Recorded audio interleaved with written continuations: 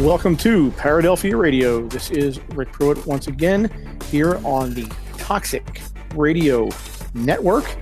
I'm joined by our producer extraordinaire, Mr. Toxic Michael. Hey! And coming up, I believe, shortly here, once she gets herself together, I think she's actually in the backstage area here. Right, I think she's got everything worked out. She's got the kinks figured out. Miss Jean Durkin, there she is. Hey, how are you? Doing all right. You finally got your tech worked out, huh? Yeah, by my 16-year-old kid. Hey, wish I had one of those around here. They probably know more than I do. Well, they come in very handy. I'm sure they do. So it's been a fun week. I'm out here in the heat again, man. This is ridiculous. You guys are like in nice air conditioned rooms. I'm out in like 99% humidity. My air conditioning is on 66. Good for you. I'm on 70. 66. 66. You're one of those people that keeps it down in the 60s. Uh-huh. See, I'm the same way. That's why my electric bill is like $300 a month, $400 a month, but god damn it, it feels good. Yeah. Our air conditioner. What'd you say? I don't want to know. What my bill's gonna be. I just don't care at this moment. Our air conditioner's only about a year old, a little over a year old. And it was working fine. It's one of those air conditioners where you can like set it and once it gets to a certain point, it shuts off on its own. Like it's all like all the gadgetry's there. But last summer at some point it stopped working correctly. So now, even though it works, it does all that extra stuff where you can program it and you can like manipulate it. That part doesn't work. So basically it's either on or it's off. Oh, there's my wife. It's either on or it's off. And when it's on, it's like 50 degrees in the house. There's Taryn. She's coming out to watch me sweat my ass off here. Sexy, because the right? dogs are in the air conditioning, right? Oh yeah, the dogs are in the air condition. They get air conditioned. I don't get air conditioned to do the show. That's the way it should be. This is right. This is the hierarchy of the house. This is the way it works. I hear you. Yeah. Mine too. So what's been going on, Gene? You haven't been on for a while. I have not. This what have you been up to? quarantine thing has just been fun. Kicking your ass? I'm exhausted. I am exhausted. You're exhausted? Yeah. Why are you exhausted? Because of the 16-year-old? And the 23-year-old and the 26-year-old who got their license suspended not properly. Wow. Mom had to take care of that. And then, of course, the car is stuck in Cape May, so I got to drive to Galloway, pick up that kid to drive to Cape May after getting her license unsuspended. It wasn't her fault. Oh, yeah? It's COVID's fault. That's what they all say. She got a ticket for not having the registration card in her car. She's a college student, so I mailed it to her. She never checked the mail. Okay, that part's her fault. She paid the ticket. They sent us a notice. I called her. I chewed her ass out. She called, got everything straightened out, got proof that everything was taken care of. And then on the 30th of June, I get a letter from Trenton saying on the 16th of June, they prepared this letter that her license had been suspended on the 1st of June. Yeah. Like in what galaxy is that acceptable? I lost my mind. Yeah. We dealt with that one time. It's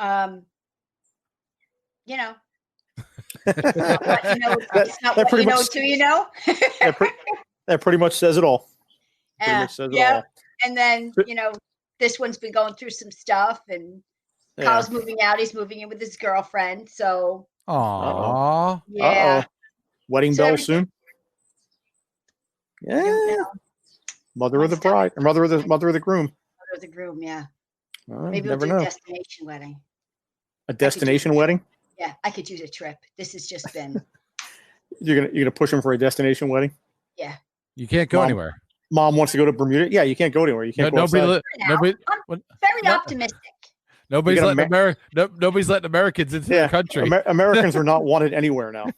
I have a friend of mine that has. You can go to like Detroit. Yeah. And you can't come back. Yeah, you can't come back. Right. Faith was supposed to go see her father in Florida. Mm-hmm. And now, I got to be the bad guy and say, can't go. No. Sorry. You have to quarantine when you come back for 14 days, right? Yeah, and she's 16. You know what it's like to quarantine. I just quarantined her for 4 months. Every gray hair on my head was earned. Mm-hmm. No, you just in a room. Here's your phone. Quarantined. Listen, these kids these days. I'm telling. Oh God, I sound like my mother. What the hell happened? They're up till 5 or 6 o'clock in the morning. They're gaming. You'll be happy to know, Michael, that her father got her a gaming computer for her birthday or Christmas or something like that. So she's got this real expensive computer in there. Now she's got a table and she uses 2 TV screens. Yeah. So they're up till 5 o'clock in the morning doing that. Then they sleep all day. It's ridiculous. That's the life. Can I live that life? Can I come live with you? Sure. What are they going to do when school starts again? Well, I'm trying to get her on a 12 to noon, midnight to noon schedule. I think on that's a human fair. schedule. Yeah, midnight to noon. I think that's fair. On a non-vampire schedule. Yeah. So I said to her, and she, they got the dark out curtains. I'm like, she's really into it. Oh yeah. Then her brother gave her his college refrigerator, his dorm refrigerator. So she stocked up on beer. Dr. Pepper and Powerade. Dr. Pepper. Yeah. Powerade. Yeah. Ooh. Dr. Pepper and Powerade. Not the same. You sure those are really Dr. Peppers? Can you tell her to get Jolt? I bought them. I want some Jolt. No, she's got a heart condition. Jolt. Oh, I want the Jolt. Do they still sell Jolt? They do. You can buy Jolt. Yeah. Do they really? Yes. I haven't seen Jolt in 20-something years. Yes. I started drinking Jolt the first time I saw it in that movie Hackers. And right when I saw them drinking Jolt, I'm like, I want to drink that and stay up all night and hack the planet. Hack the planet. I used to go to I used to work for a floor covering company that we had meetings every month or two up in North Jersey, right outside of New York. And this guy, your area, yeah. And one of the guys from a store down in Maryland used to drive up there. He would drive all night, and he'd show up every time, and he'd open his car, and there'd be like cans of Jolt would fall out of his car. He'd just pound Jolts all night to drive from Maryland up to North Jersey. Nice, I like it. Yeah. Amway has these vitamins. Who does? Amway. Amway. That do the same thing. Oh yeah. AKA male enhancement pills. No, they'll just keep you up all night. That's what I do if I'm gonna if I'm driving down to the Carolinas or I'm going to Florida. I'll take one of those at 6 o'clock and just. You don't snort it, do you? No, it's illegal. It's not the 80s. What are you doing? It's a vitamin. Hey, that's what they used to. That's what they did back in the day. They don't do cocaine anymore. They put it in pill form. They just say it's extra caffeine, give it to you, and say it's a vitamin. Is Coke not a thing anymore? It's not a thing anymore. I'm out of the loop. Is Coke not a thing? It's not a thing. It's now energy drinks and energy pills. My kids make fun of me all the time about the 80s, and I keep saying it was a different time back then. It was that's horrible. It was a different time. We were free. Oh, yeah, we were free. Oh, trust me, people are free right now. So no, go ahead. I don't have to have an 8-year-old, strapped 15 different ways. So I could just throw them in the back of the El Camino at the time. You know what I mean? El Camino. Wow. That is 80s. So anyway, back on target here. This weekend is Blob Fest up in Phoenixville. Last week we had Chuck Francisco on, and he is the character of Dash Daring up in Phoenixville during the Blob Fest week. And he was kind enough to come on and spend, I guess, 45 minutes to an hour talking to us last weekend. Mm-hmm. Very cool dude. Very cool dude. And, for anybody interested, again, we've been posting this on social media all week, and we'll continue to do so, up to and through the event. But they have their festivities starting tomorrow night, actually. So they're going to be they're still selling tickets, I think, through Saturday, I believe. Through Saturday is what he said, yeah. Yeah, it's not the traditional one that you used to do when you went up there was Friday through Sunday. The Sunday is not a part of it this year, but Saturday is, and they're still selling stuff through Saturday. I'm trying to pull up the site here to give kind of a rundown. You can do, I think he said you can do $25 is your general admission. That'll get your household quote unquote admission into the event. And if you wanted to get their premium package, that's $100, and that gets you, I think it was a T-shirt and a few other things, some swag, and I think they give you preferential treatment for tickets for next year's event. I believe is part of that. Oh, cool.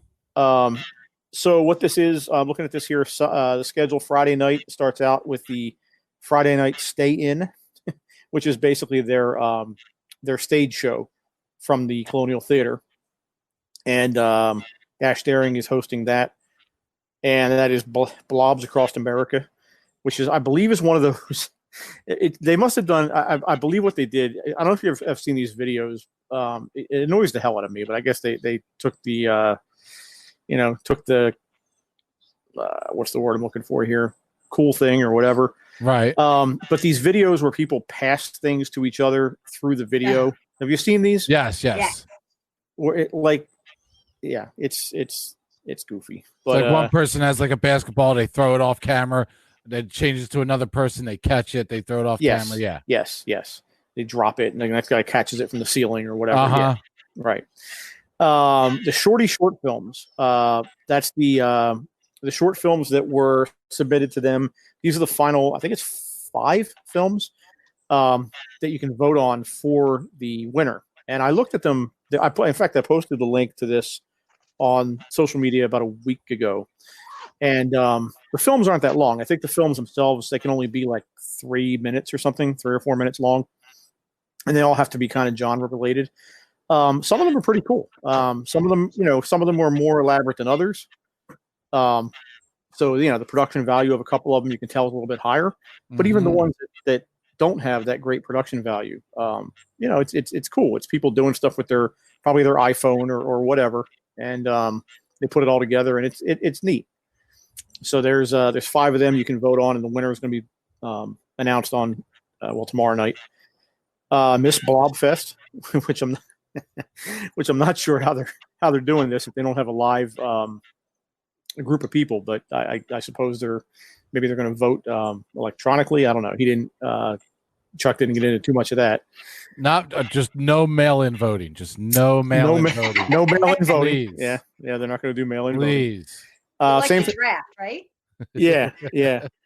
Same thing with the costume contest. That I think is normally done last year when we went up there. It was done on Saturday afternoon. They had a stage set up on the street, and in the middle of the day, for like an hour, they ran people out and they parade out there in their costumes, and you vote on them by cheers or something like that.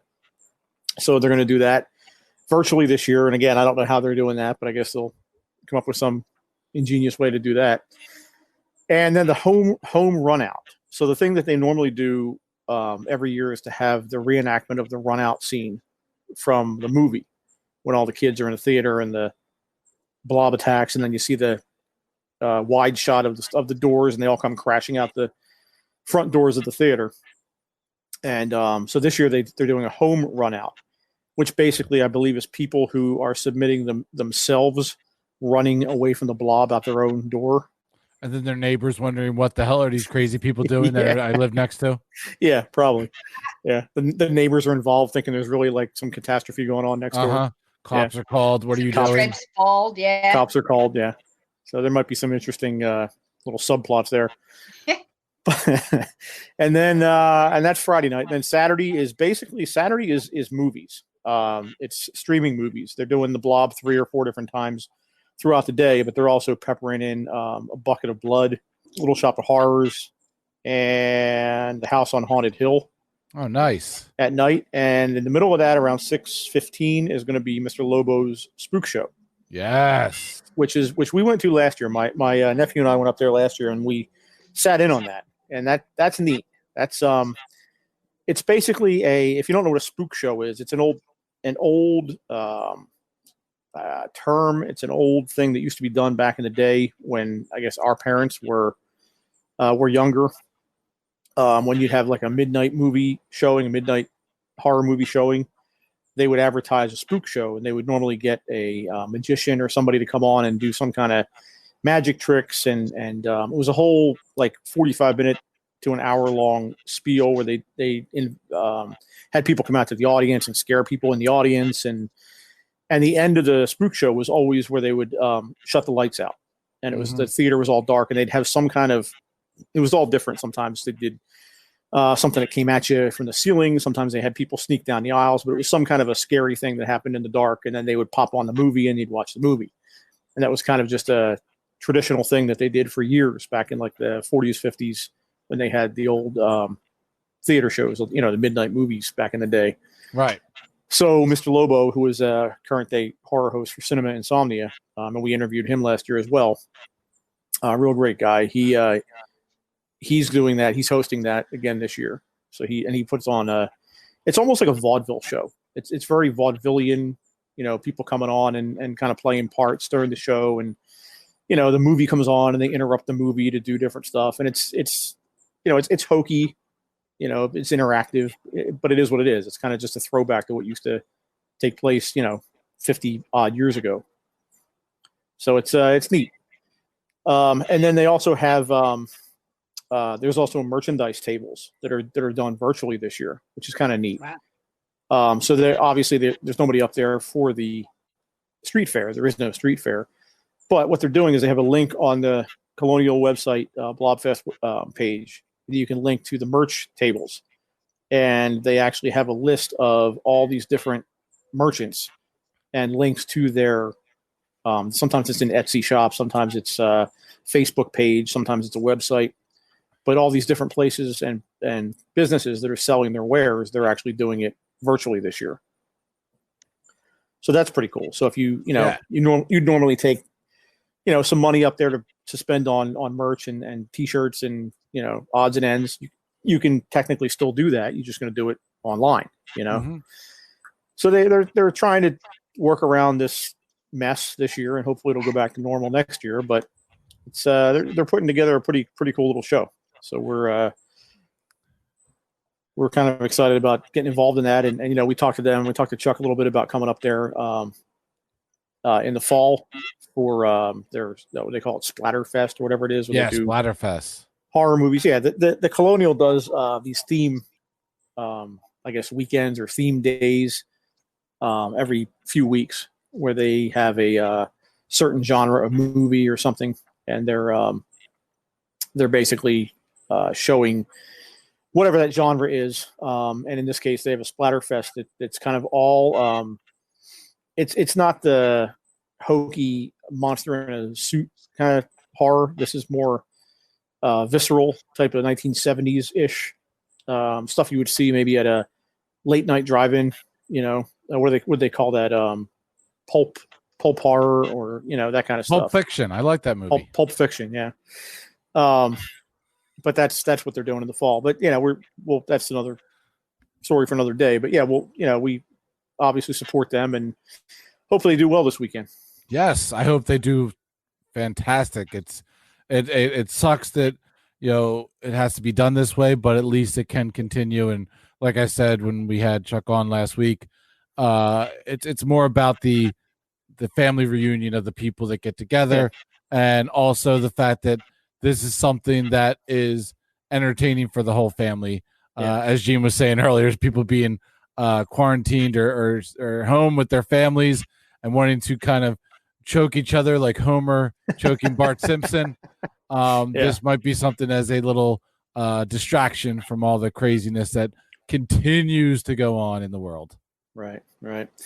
So that's happening this weekend. You can get your tickets if you want to get tickets. Go to thecolonialtheater.com.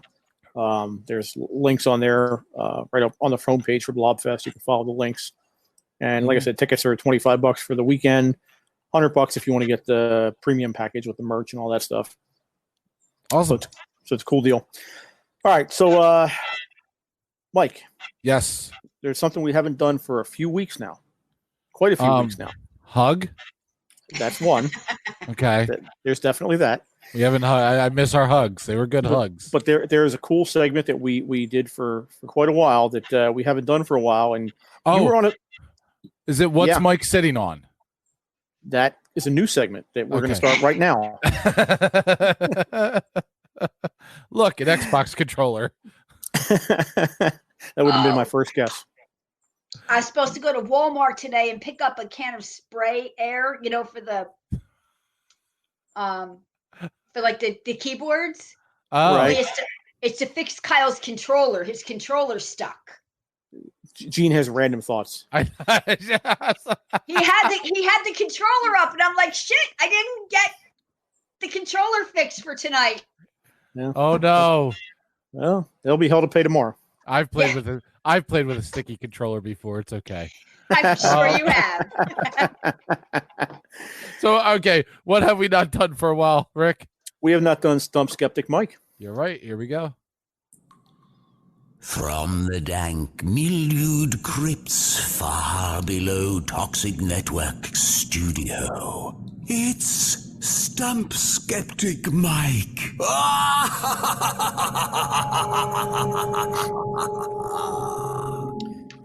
All right, so again, I'll reiterate the rules here because it's been a while. We may have rules. Some new watchers here, some new patrons of the show. Some wheel watchers. Stump Skeptic Mike. Mike inexplicably is still a skeptic about a lot of this stuff, and we went into a little bit of why I find that amazing last week when we talked about his ongoing alien abduction dreams. By the way, did not have one this past week, but go ahead. Well, that's good. That's good. Your ass probably doesn't hurt, so that's fine. It still does. Don't ask. So the way this goes is I have 3 headlines. One of them is a real actual headline I took from a website or newspaper. The other 2 are bullshit I just made up, and Mike has to pick which one is the correct headline. The other 2 shows what goes on in Rick's brain. Exactly. The thoughts that are in his head. That's what it shows. All right. So you ready?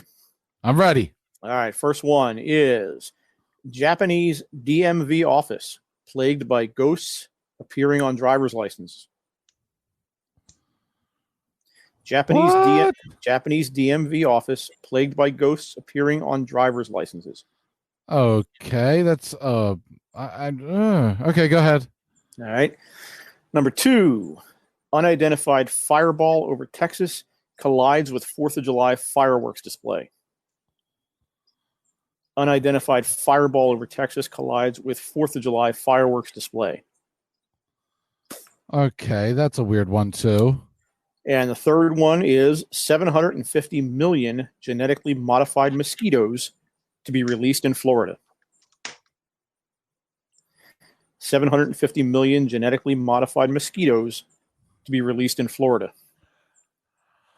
Jesus Christ, Rick, what's wrong with you? 755 genetically altered mosquitoes. Not 755, 750 million. 750 million. Sorry. You could fit 755 mosquitoes on a pen. That's not that big of a difference. 750 million genetically altered mosquitoes. Mm-hmm. Do we know what they're genetically altered to do, or no? That's just the title. Well, we're just going by the headlines right now. Okay, that's what I'm saying. The headline. Okay, million mosquitoes in Florida. That's especially right now. I don't see that. I feel like that would be top page news to go with murder hornets. And people would be asking, why are you doing that? Maybe it's to attack. Maybe it's to attack the murder hornets. Maybe it's to attack people without wearing masks. Maybe. So I don't think I'm gonna X that one out. Fireball over Texas, unidentified fireball over Texas collides with fireworks. Mm-hmm. But see, the unidentified fireball could be firework in itself. Could be, I guess, maybe. If it's shot the wrong way. Shot across the bow. And it's Texas. And it is Texas. It is Texas. So they're probably drunk. And they probably are just got one of those giant slingshots with a giant basketball Right. covered in gasoline, lit it on fire, and shot it up into the sky. Or cannon shooting Molotov cocktails up there. Who knows? Both sound really good. Gene, we should get together. We should make this happen. It sounds like a party. We yell yee-haw and keep going. I'm going to come back to that one. Japanese DMV office. That, God, this is a hard one. Because that one I think that Rick just came up with because of the craziness going on the DMV right now and people in lines. I did see that, yeah. I think he was probably eating sushi, so he decided to go with Japanese. I think he just takes whatever he's eating and whatever's on TV, puts them together, throws a ghost in there, and calls it a day. I think Mike's reasons for me coming up with these are more entertaining than my headlines themselves. So I almost want, so that one DMV ghosts. Nah, you. Although I would like to have some of the sushi we're eating during that. I'm stuck between the murder mosquitoes. I'm calling them murder mosquitoes. I don't know what they were genetically altered to do, but if you're not genetically altering mosquitoes to murder, I don't know what you're doing with your life. Damn it. And the fireball, the Texas, it just makes sense. All right, I'm going to go with the coin flip here. Heads or tails? Yep, I'm going to go with eeny, meeny, miny, mo. Catch a doggy, bite a toe. If it hollers, let him go. Eeny, meeny, miny, mo. I'm going with the murder mosquitoes. I haven't heard anybody do that since about the third grade. And we're back in third grade right now. Third grade. I want to steal your toy and fart in your face. The murder mosquitoes? Murder mosquitoes is the right one. The other two are BS. All right. So the first one that's BS is the fireball over Texas. Oh, I'm disappointed. Yeah, I am too. That seems entirely plausible, by the way. It does. Well, especially when you throw fireworks into the mix, that people are just tossing, explosives into the sky. Right. Why not do that? Especially in Texas. And after you've been drinking on a 4th of July, I would look at my buddy and say, that sounds like a great idea. Let's do this. The second one that is not true is the Japanese DMV office, plagued by ghosts. So, Mike, you actually continued your streak. Oh my God. Do you have anything to say? Any words to say? This is a moment for you. I know. I just curtsied. You curtsied? I curtsied. You didn't see that? It was funny. I didn't. Well, I'm not on the live stream. The view on the live stream. I should. There he is. I had to curtsy. I had to thank my fans for cheering for me, for being there for me, for understanding, for standing by my side, and for knowing that in the end, Toxic Mike comes through. Comes through again. Well, I'm trying to pull the story up, but it keeps coming up with the Blob Fest articles. I'm not sure why that is. I will get because your computer hates you, and this has now become the Mike is Awesome show. Mike is awesome. Will you continue to sing your song? Mike is awesome. That was about the only verse I got through. I've got to write more. I've only written that much during quarantine. Here we go. I got this. So the story itself. Let's get to this here. If my computer ever cooperates. Are we getting into news yet or no? Well, this is kind of news, but I'm going to go into the reason.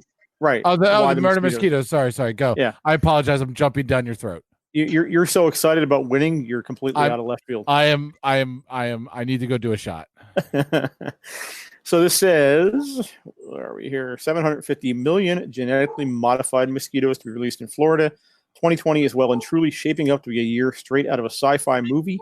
And some mad scientists in Florida are about to add more crazy to the mixing pot. Forget global pandemics. Why don't we release 750 genetically modified mosquitoes? Yes, the Florida Department of Agriculture and Consumer Services has just approved the release of 750 genetically modified mosquitoes in the U.S. Florida residents have long put up with the annoying buzz and itchy bite of mosquitoes in the hot, sticky air. And while officials have attempted to rid the critters by spraying their habitats with nasty pesticides, it seems as though nothing has helped reduce their numbers. While this is an issue of general annoyance among the public, it's also a pretty serious health issue, with nasty bugs spreading a number of fatal diseases. As only female mosquitoes bite people, scientists have genetically modified them to contain a protein that will hopefully reduce any female offspring's chance of survival. Scientists also believe the protein may even prevent them from biting people, stopping the spread of a number of diseases such as dengue fever and Zika. So basically, what they're doing to the mosquitoes is the mosquito version of The Handmaid's Tale. I'm with it. I'm in. So that is the reason behind the genetically modified. It's kind of like with Jurassic Park. Can we Wasn't make that, them? Wasn't that the plot of Jurassic Park? I believe so, but can we make them 10-pound mosquitoes also? 10-pound? Why would you want a 10-pound mosquito? Why wouldn't I want a 10-pound mosquito? As like a pet? flying bats everywhere. Yes. Yeah, we already have bats. Yeah.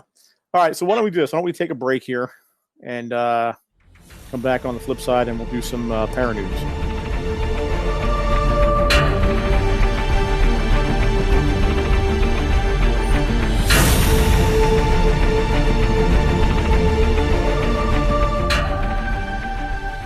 And we're back. And we're back. Oh, okay. Sorry. I was waiting. I was talking to Taryn. I was waiting for the word from you, but I guess we're back. I was doing a bunch of things while we were on our commercial break. I apologize about not texting you to tell you we were about to come back. She'll do. But let me ask you this, Gene, before we get into the news, because this just popped into my head here as a question. You've been doing readings throughout the whole pandemic. I assume you're doing them like virtually. Yeah, I do them on Zoom. On Zoom. Have you noticed anything different? Not specific to any one person, but in general, anything different about what you're getting in your readings during the pandemic? Yeah. What is that? Right before the pandemic, they were brutal. It was like pulling teeth to try and get the sitter, human, to get the message. And now there's a much easier flow. It's a lot more about forgiveness and love, and rather than evidence. So people are more willing to accept what you're telling them. Is that what you're saying? I'm saying both. Yes. Right before it was like walking through clay right before the pandemic. In terms of people being unwilling to accept what you were telling them. Correct. Okay. Correct. I could, and I did. I brought out, very certain circumstances, and in one case, the woman didn't think her son committed suicide, but everybody said he did, and the coroner said he did, and I didn't know any of that. And I'm saying to you, he wants to tell you how he passed, and I'm explaining the whole thing. Out at the bar with friends, hitting the street, blah blah blah blah. And she just couldn't accept that as he didn't say, I didn't commit suicide. Like, well, he didn't hit himself in the back of the head with a pipe. Now, did he? So she was right. So he didn't commit suicide. He didn't. Okay. No. And he told her that, but he didn't say it. I did not commit suicide. He explained how he passed. Okay. And she just couldn't. But wouldn't let me play devil's advocate here. Wouldn't the evidence in that case have suggested the same thing? Like, you're right, because you don't hit yourself in the back of the head with a pipe. So, So if that's how you died, clearly that's not suicide. But he was found in a suicide-like situation. Okay. They tried to make it look like suicide. They didn't do a very good job. They ruled suicide and not ruled a homicide. Yeah, that's not a mastermind right there. No, it was down south. Well, while they were launching fireballs into the air. Gotcha. Yeah, that's west, right? Right. I don't know. But now it's a lot easier. The energy is a lot calmer. It's a lot. Are the messages any different generally? Yeah. They're more about lessons and love and that kind of thing versus pure evidence.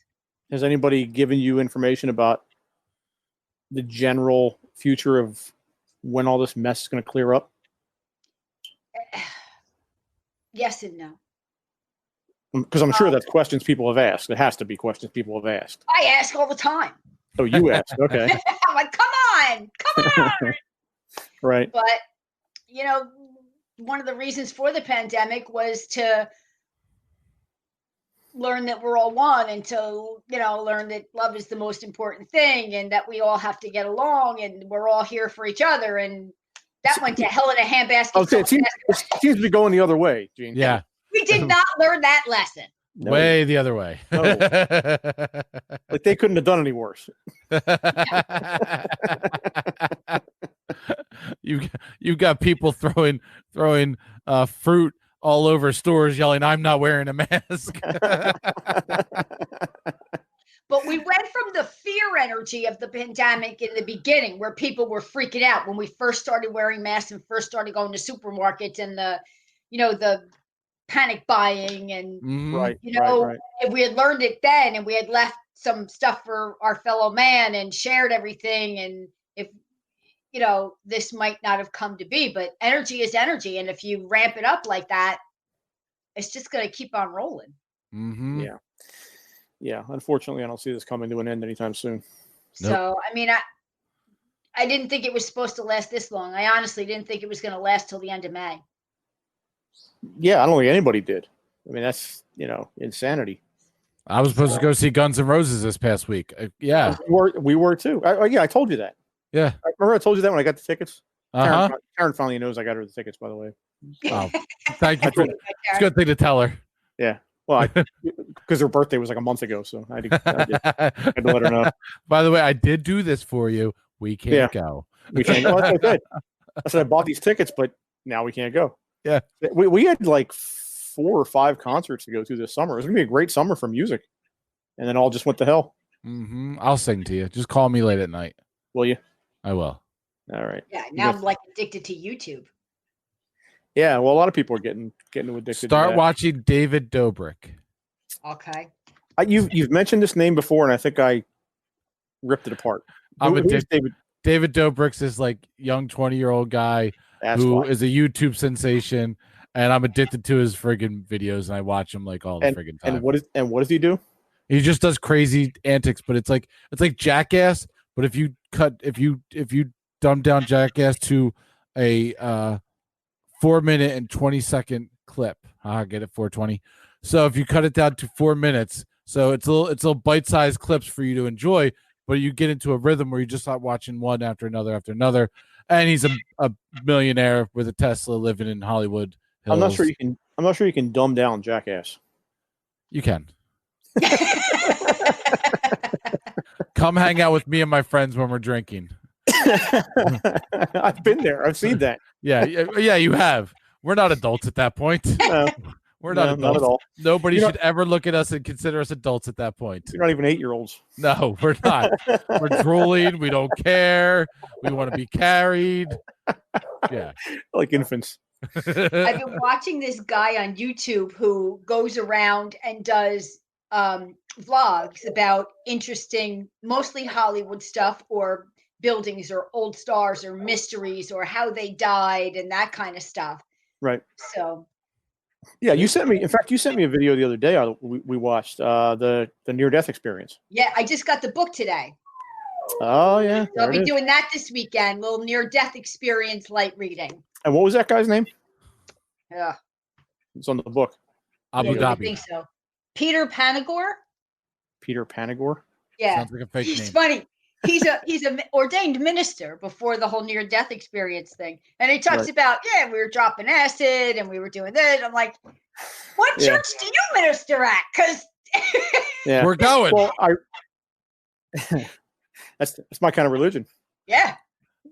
Well, what's interesting is obviously you watched the video, you sent it to me, but in that video, I think at some point, if I'm not mistaken, he mentions how he kind of backed off of the traditional religious teachings because of the NDE.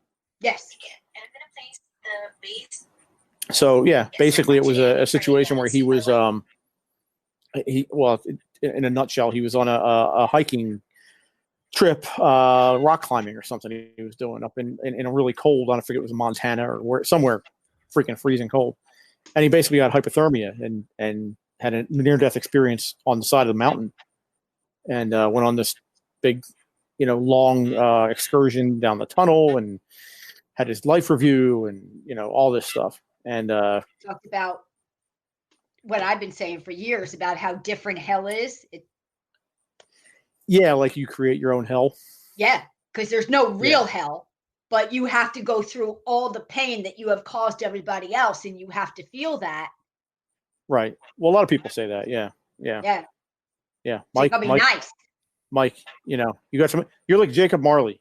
You got some atoning to do, brother. As long as there's a keg, let's start this party.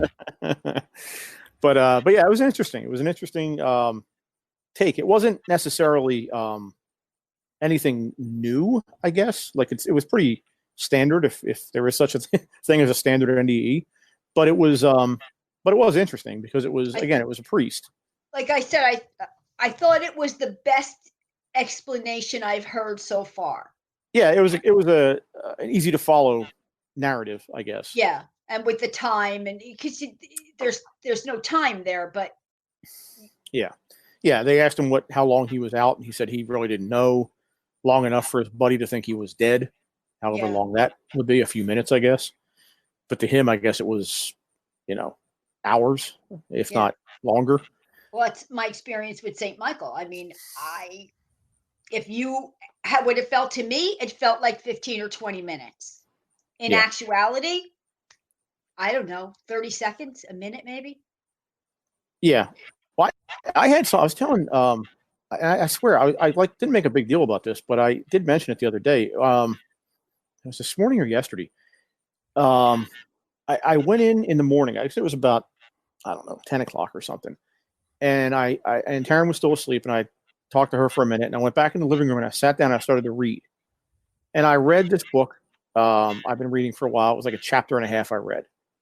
And she got up, and I went in the kitchen to get coffee or something.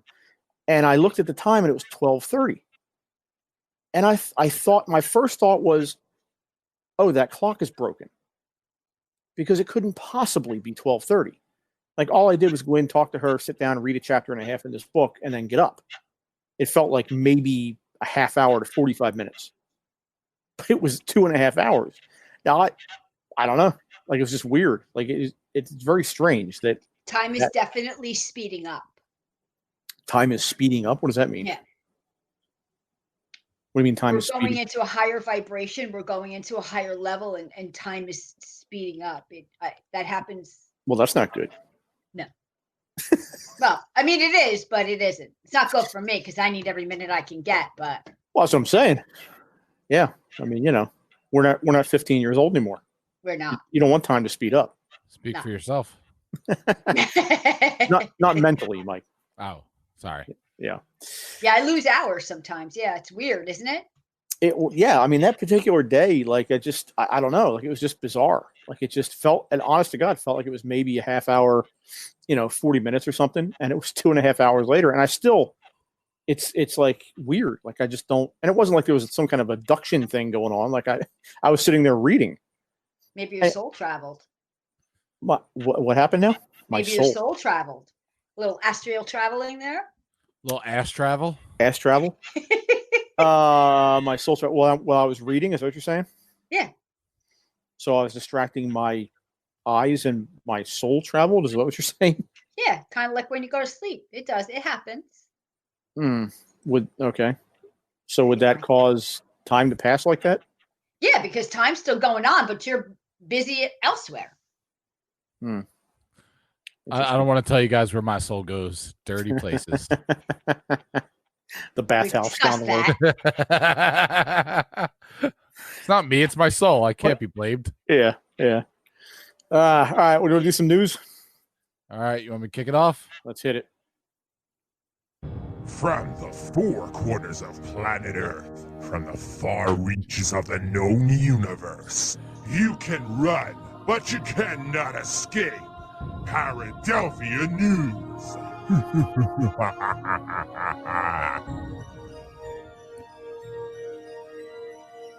All right. It's a perfect intro because Rick looks like he's at a campfire telling stories. I do. Yeah. I said that last week. Yeah. When you get to this time of night out here, it's like, telling the spooky story around the campfire. All right, so the first story. It's a shame Doug's not in with us because it's a story about the moon, and we all know how much he likes the moon. Not too moon. Oh, The sorry. moon. Oh, I saw where you were going there, Mike. you say I was about to go there, and then you blocked me. You saw your eyes me. light up. You did, yeah. So anyway, apparently, according to CNET.com, there is a weird green gel-like substance that was found on the moon that was finally identified. Slimer. Story says when China's, and this is pretty funny, U22, YUTU dash the number 2, U22 rover spotted a weird greenish-looking gel substance in a crater on the far side of the moon last year. There was understandable sense of excitement. What was it? Aliens, space snot, or melted rock? A team of researchers at the Chinese Academy of Sciences published an analysis, and what they found was it's rock, or more specifically, impact melt breccia. Breccia is basically a rock made up of fragments of rocks or minerals cemented together, kind of like a geologic version of a Jell-O salad. So if you melt it down, and it can become glassy looking. This U-22 rover was part of China's lunar landing mission to investigate the mysterious far side of the moon, and it took a closer look at the weird find in late 2019. The maneuver gave scientists a lot of data to work with to come back with the melted rock conclusion. And basically what happened was the researchers described the substance as a dark, greenish, and glistening substance measured about 20 inches wide. It was formed by impact generated wielding cement. I can't even say this word. Agglutinating of Sounds lunar good. of I'm just reading the words. Lunar regolith and breccia. Wow. They could just say rocks. A meteorite impact is the likely suspect. Glass in the lunar regolith are usually sourced from impact melts. So basically what they're saying is this was an impact crater, and somehow it turned the rock into this jelly substance, I suppose. So that's on the far side of the moon, which we haven't gotten to very often, I don't believe. We need to get there more often. I We want need to to get there find more out often. what else is there, what's going on.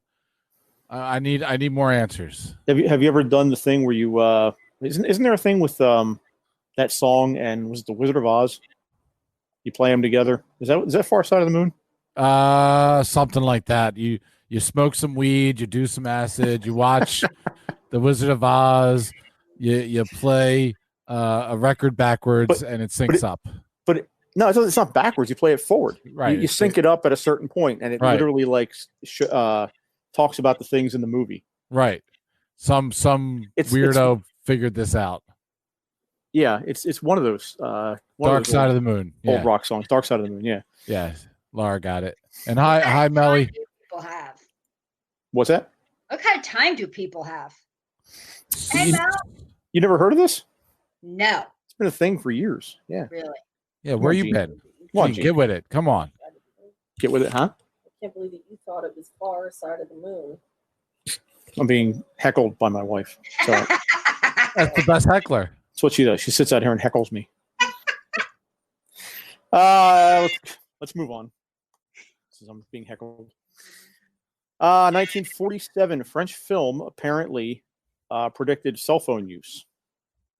Now, this is one of those situations. There's an old, I think it's a Charlie Chaplin movie that also is very famous for this, from like the 1920s, I believe, something like that, where the woman's walking by the camera and she's holding.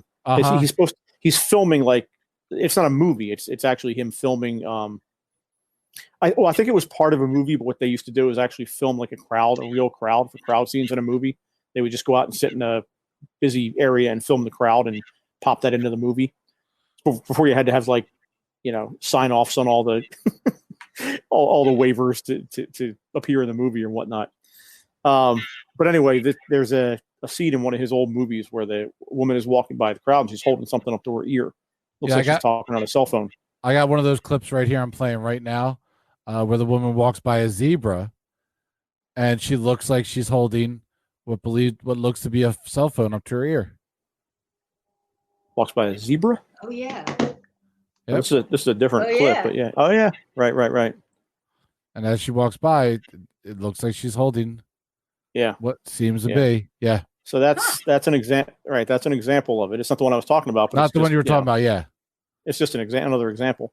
So anyway, this is yet another situation like that. In 1947, French film accurately predicted our 21st century addiction to smartphones. So it says when we watch a movie from 20 years ago, it strikes us that both nothing and everything has changed. Apart from their slightly baggier clothes, the people look the same to us. But what about the phones? Compared to the recent past, the look of life today hasn't changed much. But thanks to the internet and even more so to smartphones, the feel has changed enormously.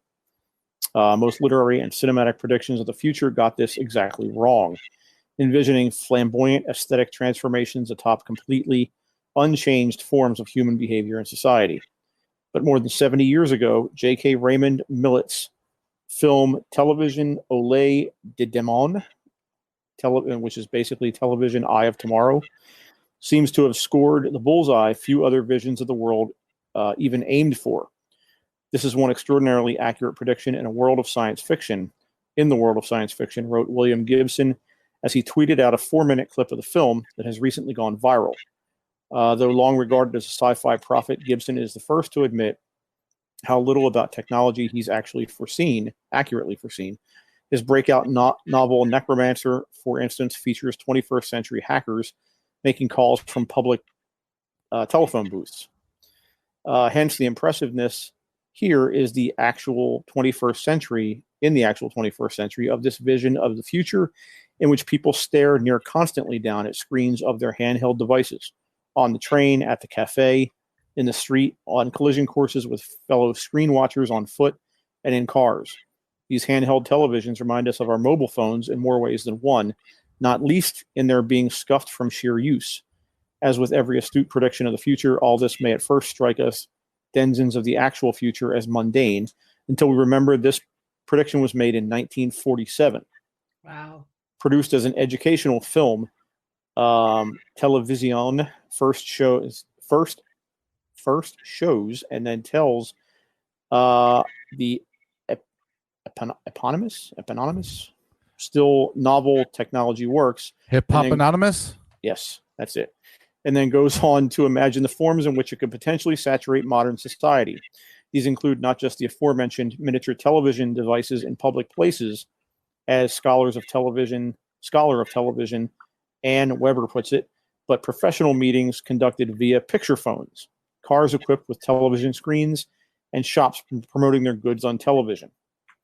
We also see the small handheld portable devices replace newspapers and air the, quote, information broadcast or political comment, the fashion show, or the sports bulletin, while the television set at the travel agency replaces the paper catalogs and invites clients to televisually visit vacation destinations. Such technology will also offer more intimate sights, as when the young woman step out of the shower, has forgotten to turn off her cell phone camera and reveals herself naked to the caller. Yes, of course, forgotten, quote unquote, forgotten. But then this approaches aspects of the future in which we live that even the boldest technological prophets never dared consider. So basically, this film from 70 whatever years ago was pretty accurate in depicting how people were going to be using what are eventually cell phones.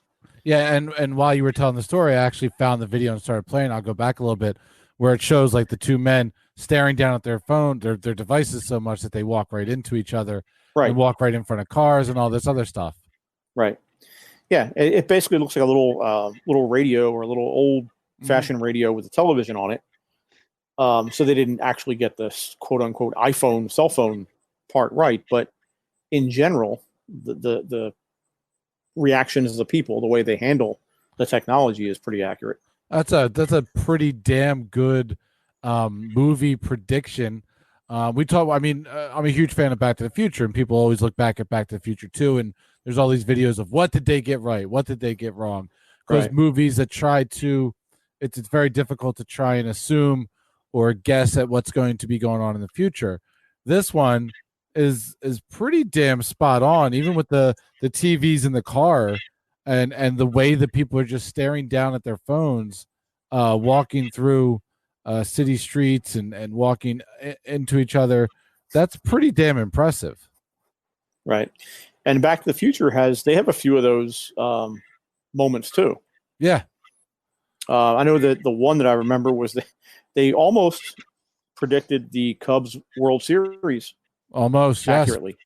Right. They predicted 2015, and it was actually 2016. Mm-hmm. And hoverboards, yes, hoverboards. They did not actually come out yet. Those imposter hoverboards are not hoverboards. If somebody calls a hoverboard a thing with two wheels, I'm smacking them off their fake hoverboard. But no, they. So what's an imposter hoverboard? They call those the balance boards that the kids with the two wheels and they go around on those things. We call those hoverboards. Yeah. And I want to smack each kid and tell them that's not a hoverboard, you goddamn liar. Tell them to watch the movie. Self-lacing shoes, we actually got those via the fact that Nike put them out and actually sold them in their self-lacing shoes. So that technology came out. The fact that in his house, when he goes back to him as an older adult, his family's house, they have the giant screens, the giant flat screens on the wall. Remember, it was like a painting, right? But it was this TV with multiple channels. And at that time in the 80s, they didn't have flat screen TVs. No. So the fact that they did that was spot on. So there was definitely some things that they got right. I remember a movie, and I'm gonna call myself out here a little bit, but I gotta admit this to tell the story. It was actually a Jean-Claude Van Damme movie. Oh, that I went to see Street back Fighter. Probably 25-ish years ago. And there's a scene in that movie that I've always remembered where he walks into his house and he verbally says lights on and TV on, like he verbal commands, and like the lights come on and the TV comes on, and it was a movie set in the future. I forget what it even was, but I've always remembered that scene, and like, oh shit, 20 whatever years later, now we have Alexa, we have the Nest system. She'll hear you. Shh. Yeah. But anyway, yes, we do have that, and it's awesome. It's great to come home and be able to do that. Just yell at her to do things in the house. It's amazing. That's what I have kids for. That's what you have kids for, right? I get it. So I gotta go So I gotta go make some babies. Is that what you're telling me? That's what you got. Get busy, Mike. Say that for years, Michael. Get rid of Alexa. Give me some babies. They're not quite as cheap as Alexa, but no. They might cook for you. It's maybe. It is really cool to see what we thought was science fiction not that long ago become reality in today's world. Right. So the last one I want to go over is something I posted on social media maybe a week and a half ago, maybe not even that long. It's a story about a glitch in the Matrix. And this is a story about a plane, like an airplane, that appears for all the world to be sitting still in midair.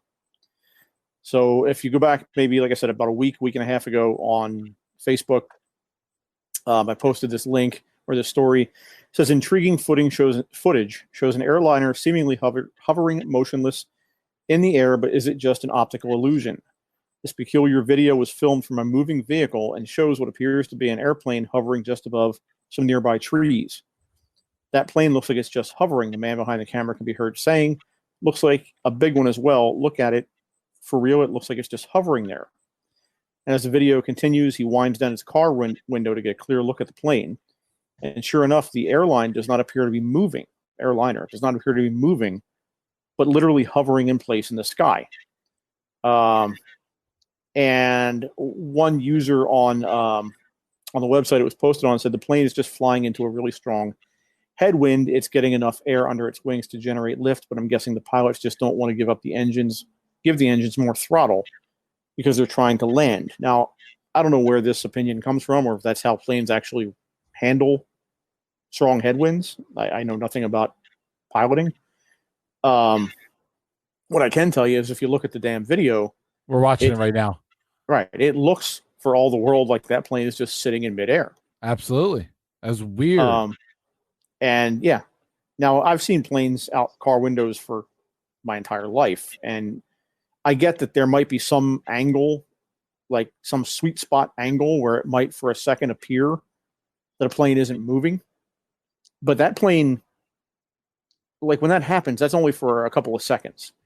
And then you move, or the plane moves, or your perspective shifts a little bit, and you can see, oh, that's just, that was just a kind of an illusion type thing based on my position for a minute or for a second. But that video is what, 20-ish seconds long, if not longer. Like, and that thing just does not look like it's moving at all. So I don't know. That is I don't know. really friggin' weird. And the amount of air that would have to be, the amount of wind that would have to be gusting and that low down to everybody. Right. And you would think that you would have heard about this too. Mm-hmm. Like everyone, like social media now, somebody sneezes and you hear about it across the world. Uh-huh. So if there was a plane that ran into so much headwind that it was literally hovering in the air, wouldn't you think the people on that plane would go, oh shit, this is happening. We should videotape this, at least talk about it when we land. Yeah. At least something. Create a TikTok, something. Right. There's no identifying markers on that plane. On what plane? On the one that was just shown? Yeah. Can you pull it back up, Mike? Yep. Let me get there's no names, there's no tail numbers, there's no. Look at Gene playing NTSB detective. Let's see here. We're watching the video. This doesn't translate well to the audio podcast, but we're just watching the video of the plane. Let's see. I don't see anything on it. Now, is that the actual plane that I'm talking about, or is that a different? I mean, video? When I looked up the story that you talked about, this is the #1 hit. It looks exactly how you described it, so I'm imagining it is. Well, the one I'm talking about was shot from the roadside, and it was out like further in the distance. The plane was traveling in the opposite direction of the car. So this is okay. So this is the one you're talking about. So that was another one, because that one we just showed 100% looked like it was. Yeah, this is the one I'm talking about. It was coming in slowly. That one. Yeah, this one is the one I'm talking about. Like, if you look at the plane and you look at the trees below it, it doesn't look like that the plane is moving at all. You know what I'm saying? I could be a buzzkill if you want. You want to be a buzzkill? How are you going to be a buzzkill? Kill my buzz. Well, the first one looks really funky. That's a little. That looks like it stopped. But my ex is a pilot for a major airline, and whenever we would see stuff like that, he would talk about the fact that there's nothing to contrast it to. There's nothing in the sky. And then the car is moving, so it's an actual optical illusion because of the way the car is moving, and then the airplane doesn't have anything to base it on behind it. But for that long? Yeah. Yeah. That's what he says.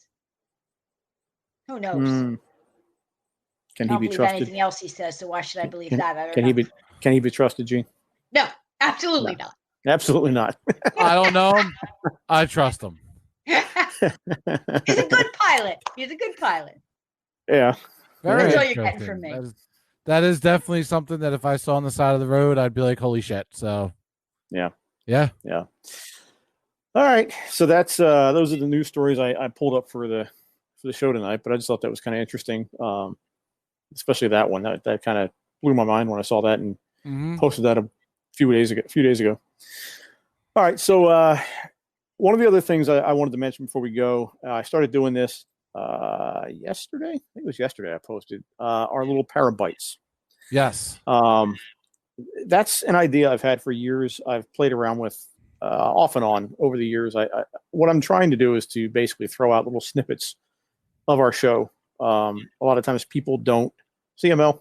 A lot of times people don't have time to sit and watch an hour and a half, 2 hours show, or don't know exactly what we're all about. So if I can pull 5 minutes, 3 minutes worth of audio or video and throw it out there online to kind of give a little teaser, it's kind of like the drug dealer that gives out the freebie, you know.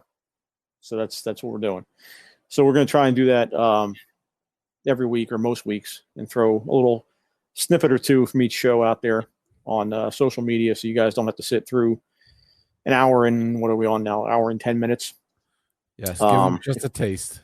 If you don't want to, you can just give a taste. If you like what you see, what you hear, you can download the podcast and listen at your own convenience. All right. So anything else, Mike, before we wrap up here? You said you had no more dreams, so we're not going to talk about that. No more dreams. It feels nice and cool in my house. And he's wearing a sweatshirt though. And I can't play. It's like 98% humidity out here. Yes. And that's about it. I haven't had anything crazy going on. Video games, working out, and podcasting, bro. Yeah, I hear you. That's my life. So, Gene, anything you want to talk about here before we sign out? Like upcoming stuff? Any revelations? Yeah, anything. Yeah. No, I don't really have any revelations. I've just been doing my readings from my little Zoom. So if somebody wanted to do a reading, with you, where would they go? They could get me at my website, Gene M. Durkin, psychic medium Gene M. Durkin. They can connect with me on Facebook, same way. And I'm doing Zoom readings right now, so the Zoom meeting gets recorded, and then I can send you the copy of the recording rather than, being in person. So the Zoom reading is no different than an in-person reading in terms of the results? No, it doesn't matter to me because Spirit comes to talk to me. Okay, that's my dog in the background here. Yeah. Jesus Christ. I'm wondering where mine is. Mine went for a walk about an hour and a half ago and I haven't returned. I'm like, your dog wants you to end the show now. She is. I gotta go on dog watch now. She's not happy. All right, so you can catch us on Facebook. You can catch us on Twitter at Paradelphia, and we have a YouTube channel that we're going to hopefully start using a little bit more often. But that's obviously YouTube. Just search for Paradelphia. All right, so and obviously on Toxic Radio every week. You want to talk about Toxic for a second, or you want to? Toxic Radio. Everybody knows Toxic Radio. Check us out. We've got amazing, great shows. More coming on board every single week. Getting back into the swing of things after a little absence because of COVID. But you've got shows like Hungry for Hope, my show, which will be going on live tomorrow. Deviant Gamer. We just brought back our buddy. He hates me talking. Your dog hates me talking. We just brought our buddy back, Matt Godfrey. He's doing his show Thursday nights. Fishman tomorrow night. We got a bunch of new stuff. Just go find us on all social media. Toxic Radio Live on Instagram, Twitter, and Facebook. How's Fishman doing? He hurt himself a little while. He got a concussion or something. He was in an accident. He's much better now. He has nothing wrong with him. He's got a new car already. I drove in it. It's amazing. So nice. Something horrible happened, but something really great came from it. He got a really nice car afterwards. Yeah, cool. Well, all the best to Fish. Yep. And to you guys, thank you for coming on and hanging with us for the night. And to all you listeners and viewers out there, thank you. And we are going to sign out here. We'll be back next week with an all-new show next week. And Gene, you'll be interested to hear this. We actually have oh wow, I'm going to blank on his name. My God, in Utah. Barry Strom. Oh, get out! Really? I blanked on his name for a second. Barry Strom is going to be back on next week to talk about. He said he moved to Utah. He said that he has his podcast studio all set up. He said, "I'm ready to go. If you want to talk," I said, "Sure." I'm not quite sure what he's going to talk about. He's got multiple books out there that he's put out there, and I know he's doing his readings with various religious figures and historical figures, channelings. So we'll I'm sure. Yeah, he was off and down for the count for a little while because he couldn't get wireless out there in Utah. I guess wherever they are, it was very difficult to get that all set up. Well, it's Utah, So yeah, but I'd be interested. I saw him doing some channeling the other night. It was good to see him back on the thing. And okay, I'll pop in and say hi. So he will be on next week, as far as I know, and we'll hopefully have him talking about all kinds of stuff. It'll be an interesting show. All right. So again, I want to thank you guys for taking time to join us tonight, and thank you for listening and watching. And that's about it. We are Paradelphia, and we're out of here.